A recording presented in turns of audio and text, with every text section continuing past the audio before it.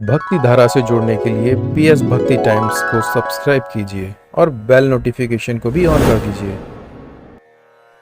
द्वितीय अध्याय सांख्य योग। पहले अध्याय में गीता में कहे हुए उपदेश की प्रस्तावना रूप दोनों सेनाओं के महारथियों की तथा शंख ध्वनि पूर्वक अर्जुन का रथ दोनों सेनाओं के बीच खड़ा करने की बात कही गई।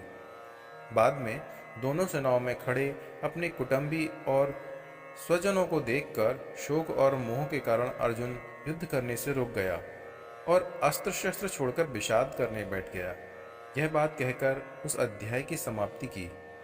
बाद में भगवान श्री कृष्ण ने उन्हें किस प्रकार फिर से युद्ध के लिए तैयार किया, यह सब बताना आवश्यक होने से संजय अर्जुन की स्थिति का वर्णन करते हुए दूसरा अध्याय प्रारंभ करते हैं।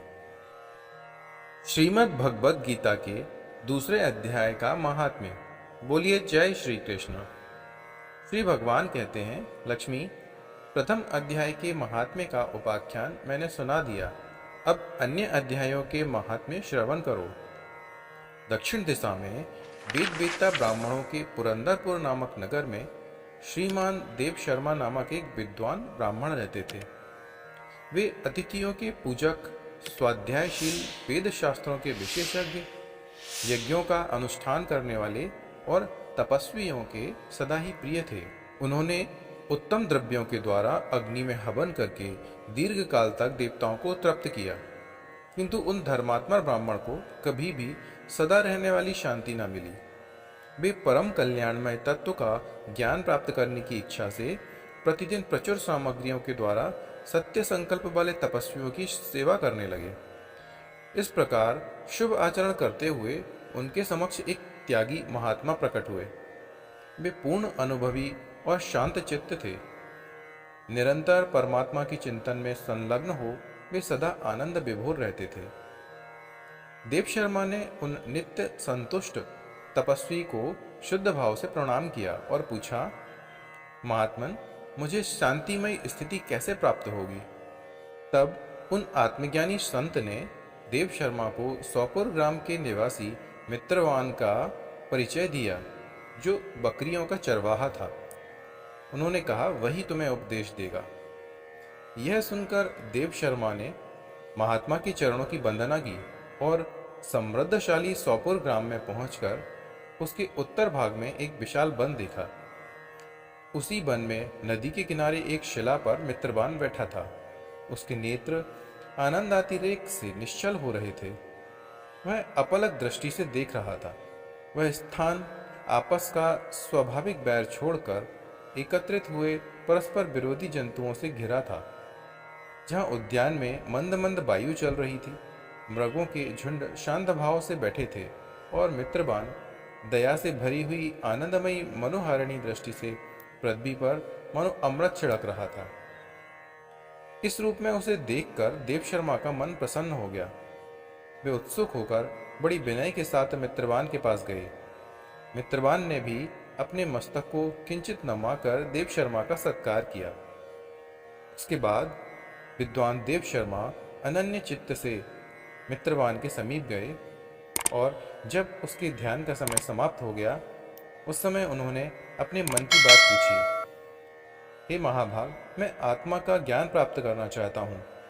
मेरे इस मनोरथ की पूर्ति के लिए मुझे किसी उपाय का उपदेश कीजिए, जिसके द्वारा सिद्धि प्राप्त हो चुकी हो। देव शर्मा की बात सुनकर मित्रवान ने एक क्षण तक कुछ विचार किया। उसके बाद इस प्रकार कहा, हे विद्वान, एक समय की बात है। मैं वन के भीतर बकरियों की रक्षा कर रहा था। इतने में ही एक भयंकर व्याघ्र पर मेरी दृष्टि पड़ी, जो मानो सबको ग्रस लेना चाहता था, अर्थात खा लेना चाहता था। मैं मृत्यु से डरता था, इसलिए व्याघ्र को आते देख बकरियों के झुंड को आगे करके वहां से चला गया। किंतु एक बकरी तुरंत ही सारा भय छोड़कर नदी के किनारे उस बाग के पास बेरोक टोक चली गई। फिर तो व्याघ्र ही द्वेष छोड़कर चुपचाप खड़ा हो गया। उसे इस अवस्था में देखकर बकरी बोली, व्याघ्र, तुम्हें तो अभीष्ट भोजन प्राप्त हुआ है। मेरे शरीर से मांस निकालकर प्रेम पूर्वक खाओ ना। तुम इतनी देर से खड़े क्यों हो? तुम्हारे मन में मुझे खाने का विचार नहीं हो रहा?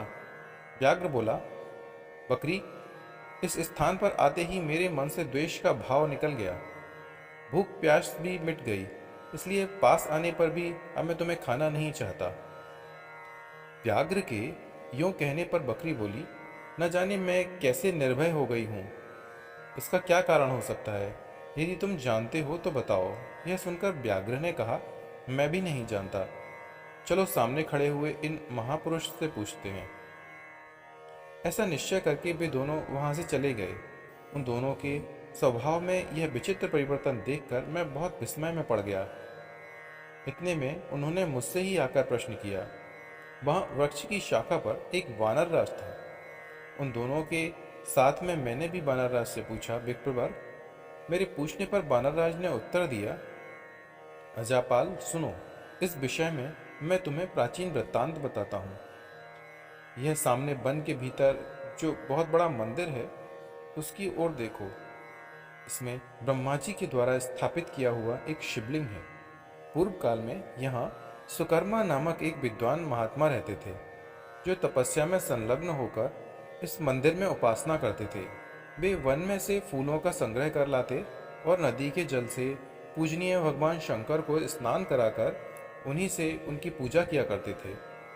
इस प्रकार आराधना का कार्य करते हुए सुकर्मा यहाँ निवास करते थे।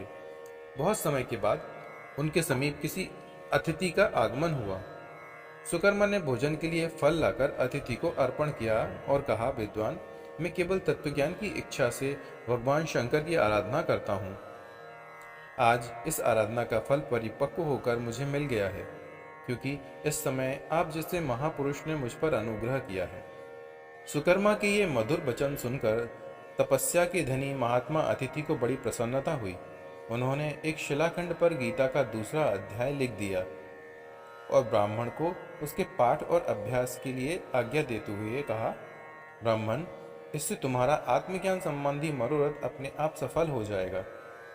यह कहकर वे विद्वान तपस्वी सुकर्मा के सामने ही उसके देखते देखते अंतर्ध्यान हो गए। सुकर्मा विस्मित होकर उनके आदेश के अनुसार निरंतर गीता के द्वितीय अध्याय का अभ्यास करने लगा। उसके बाद दीर्घ काल के पश्चात अंतःकरण शुद्ध होकर उन्हें आत्मज्ञान की प्राप्ति हुई। फिर वे जहाँ जहाँ गए वहाँ वहाँ का तपोवन शांत हो गया। उनमें शीत उष्ण राग द्वेष आदि की बाधाएं दूर हो गईं।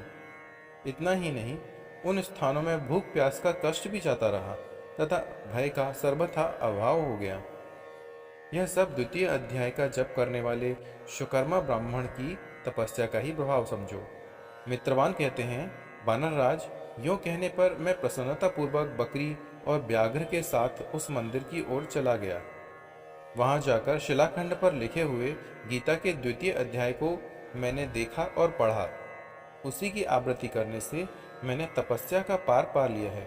अतः भद्र पुरुष, तुम भी सदा द्वितीय अध्याय की ही आवृत्ति किया करो।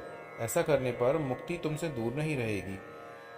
श्री भगवान कहते हैं, प्रिय मित्रवान के इस प्रकार आदेश देने पर देव शर्मा ने उसका पूजन किया और उसे प्रणाम करके पुरंदरपुर की राह ली।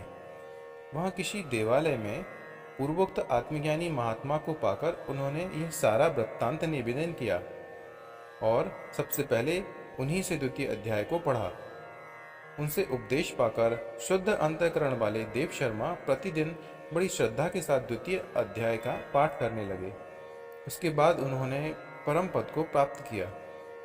हे लक्ष्मी, यह द्वितीय अध्याय का उपाख्यान कहा गया है। बोलिए जय श्री कृष्ण।